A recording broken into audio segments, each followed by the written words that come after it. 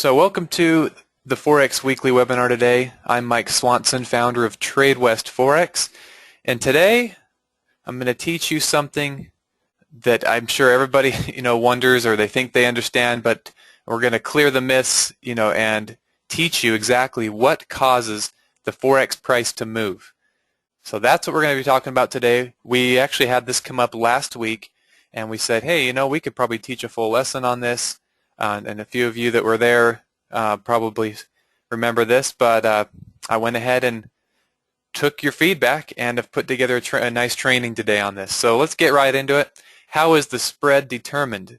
Okay, the first thing I think to understand what causes the price to move, you need to know how the spread works and how that's determined, because they kind of go hand in hand.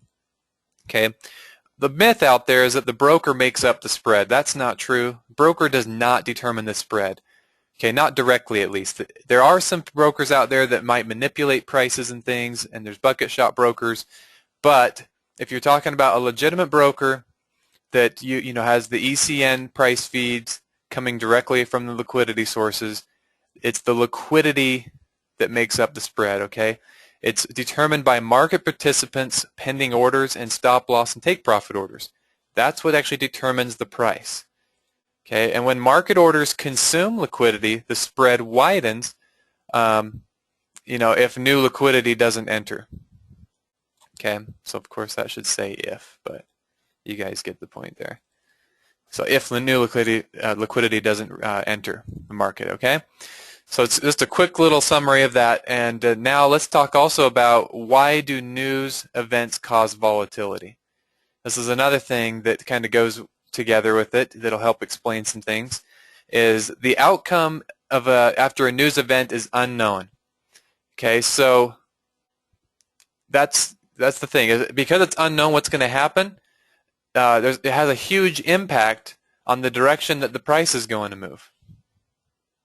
Okay, so because of that, what happens is the price just the liquidity providers just don't want to have orders there.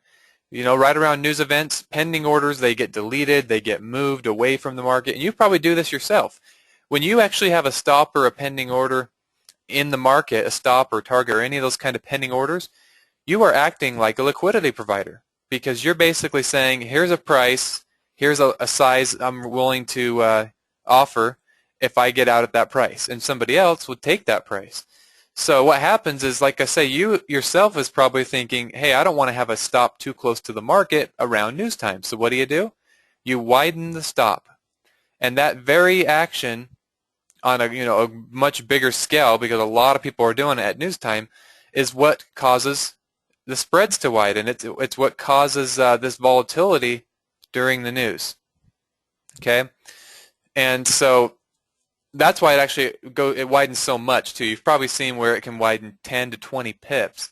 It's because you've got all these traders at the same time widening their stops on their targets and not wanting to put orders in.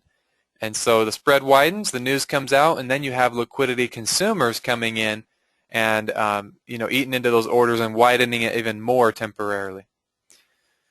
Okay, now let's talk about the actual, what makes it price move up, what makes it move down. So the actual, the charts that you're watching, what causes that price to go up and down? Well, it's obviously, with most markets, it's an imbalance in supply and demand. But what does that mean in Forex? Okay, well, in Forex, supply comes from pending orders and the traders stop losses and take profits. So just like I say, same thing that causes the spreads to widen, it's actually what supply is created from. So if you've got a lot of pending orders on the market just above the price, in order for the market to move up, you've got to have demand to move it up. And demand comes from traders that are entering market orders. So if you want it to go up, traders are going to have to buy and execute the existing pending orders that act as liquidity or supply on the market. Okay, does that make sense? Let's look at an example of this. Okay, here you have the bid and the ask.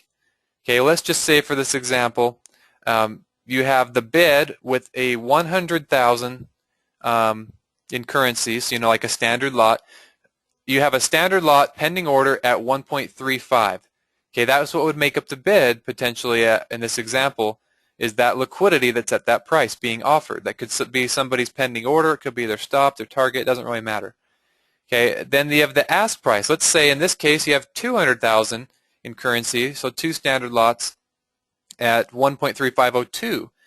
Okay, that's going to make up the ask price, just make up the spread 2 pips higher. So the idea here is you have liquidity. These orders are acting as liquidity, just right on the current market price, and what you have is when those get consumed, the price would move. So for example, if you had a trader sell that 100,000 or consume that and actually take a market order to sell, that's going to remove that price from the market, and the price is going to move down. Okay. So in this example, this order or that that liquidity gets consumed, price moves down here to the next available liquidity, and that moved it down a pip in this example. And now if there's another 50,000 there, if another trader comes in and consumes that liquidity, sells 50,000, this person offering at 50 gets filled, and that price goes away. And what happens? It looks to the next level, which could be 98, or there could be a gap. Like we say at news times, you don't have it this close.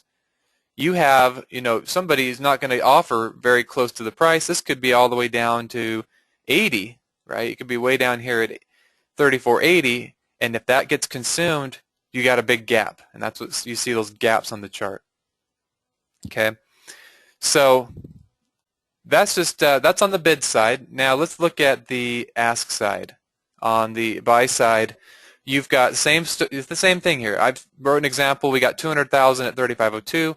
If traders consume that and somebody buys 200,000, it'll go to the next price. If they buy 500,000, it would take out both of these prices, and you'd see a fast move up to 35.04, right?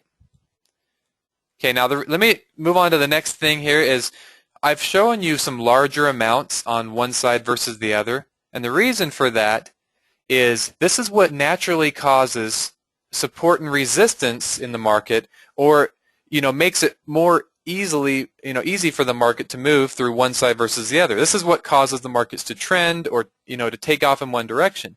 It's that imbalance of the supply and demand. So if the supply is really low, like in this example over here on the bid, if you compare that to the ask side, it's a lot lower, right? You have a lot fewer orders. So what's naturally going to happen here is, as long as there's a demand for the market to go down and for people to want to sell, it's going to be easier for the market to go down because there's not a whole lot of orders here. Whereas if the market wants to go up, or traders are trying to buy, there better be a lot more buyers. There's going to have to be a lot more to get it through here. So it doesn't mean they can't go up and they can't push the price up, but it means that they're just going to need to have more power behind them to do so. So these are really critical things to understand about the markets. It can get a little bit confusing. That's why I did a little basic example here, drew this up, and it gets the point across. Obviously, I mean, these numbers, they are moving so fast. If you were to try to look at a market depth chart where you could see this information, you'd see it's constantly, these numbers are constantly fluctuating. They're actually a lot bigger than this as well in most cases. You're talking, sometimes 100 lots could be sitting on the current bid, So anyway, though, it's really good to understand how this stuff works, because it's interesting how many people don't know what causes the price to move. So I thought it'd be a good lesson to teach, and hopefully it wasn't too confusing. I will go ahead and get into some Q&A now, because I want to go over some more examples, and I'm also going to bring up this market sentiment tool, and we'll go into some more detail with that tool as well. But I'll just bring it up really quick. This tool is showing you where the liquidity supply is at. Okay, that's why it's so helpful, and it's in our tool. I'll give you guys the link in a minute that don't have it in our Informer tool. But this is exactly that same thing I just drew up on the example. All this dark red is basically larger amounts of liquidity at this specific price. The darker green is large amounts of liquidity below the price, and those would be on the ask side. Okay, so this would be on the bid side, this would be on the ask side. Okay, so that's why when the market comes up to these dark areas, it doesn't mean it can't go through it, but it will struggle to push through, and it can exhaust the market and cause those false breakouts like we talked about last week. Okay, so let's move on to the Q&A, and because I'm sure you got lots of little questions in different scenarios that you've wondered, why did this happen? How does this work? So I'm going to get into some more Q&A. Let me just get you these links really quick. Okay, you can watch the replays of these webinars and the one today at the blog. We got lots of content on there. We've been doing these every week, so we record them and you can get them there. I'll post that link. That's tradewestforex.com/blog, and then the tool I just showed you. And there's lots of functionality in it that you'll find once you download it, but that tool is found at tradewestforex.com/informer. It's a free tool. It doesn't cost anything. You can download it for free. It'll ask you to create a free account so that you can add your own trading accounts and your own price feed and things like that, so it can track it and store the information for you. There's the link to that, tradewestforex.com/informer. And let's go ahead and move into the Q&A